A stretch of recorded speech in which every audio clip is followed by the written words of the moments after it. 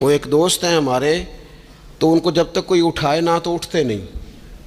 تو گھر والوں نے ایک دن ارادہ کیا کہ آج صبح نہیں اٹھانا، دیکھتے ہیں کتنے بجے اٹھتا ہے. ماشاءاللہ شادی شدہ ہیں، بچے ہیں.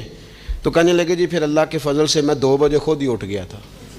رات ایک شخص سویا ہے اور اگلے دن 2 بجے سویا ہے. تو اب انہوں نے تو یہ بات محبت میں کی، تو پھر میں نے ان سے یہ پوچھا، میں نے کہا یہ بتائیں کہ آپ چلیں رات آپ سو گئے، سمجھ لیں آپ سو گئے 2 بجے رات کو، 12 گھنٹے کے بعد اگر آپ اٹھے طبیعت کیسی تھی؟